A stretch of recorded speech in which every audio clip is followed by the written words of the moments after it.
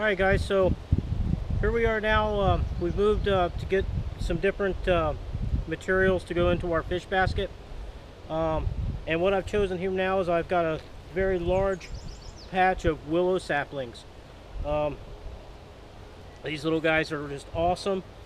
Just like the red twig dogwood that we discussed earlier, that I showed you that we're going to use on this basket. This is the other alternative that's been used for thousands of years. I'll show you here. It's got these real these leaves on here are very distinct, and they actually have, when they're budding, they have a real fuzzy looking long bud. Here's one right here.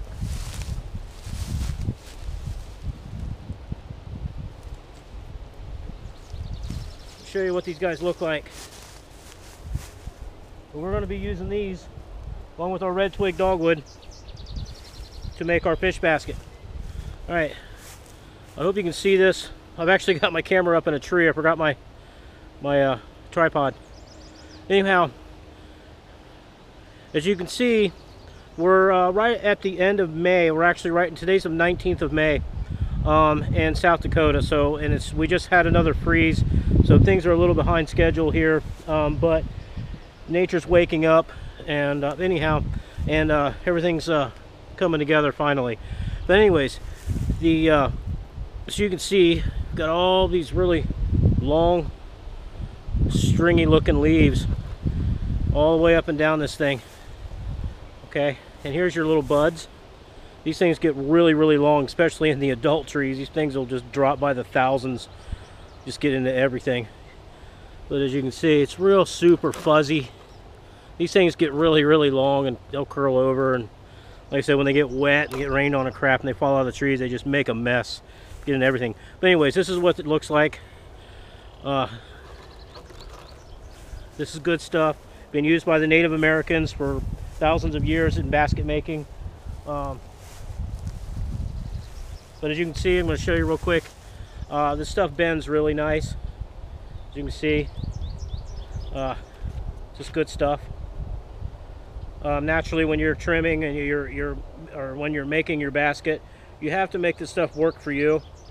But as you can see, this is not hard to do.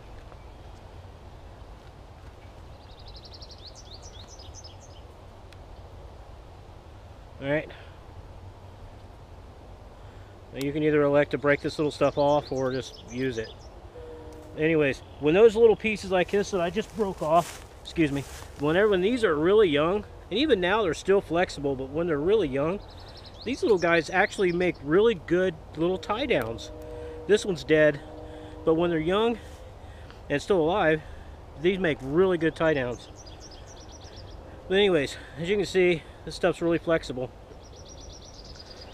And right there is actually the beginning of whatever you want, any kind of basket. I've seen some really cool stuff lately. I've been looking into this basketry, this old Native American stuff, and man, they've come up with some nice stuff. Squares, circles, you name it, oval shaped stuff. And as you can see, I mean, it's just in the imagination is what this stuff can do. As you can see, look how small that circle is. This is like what we would use for the very inside circle of our trap, of our fish trap. About, it'll be smaller than that, about like this. But anyways, to give you an idea. All right, I'm going to turn this off now. We're going to move on. I'm going to go ahead and collect a few of these, and we'll get started here shortly on our instructional on making this basket. Fish trap basket, I should say. Thanks, guys.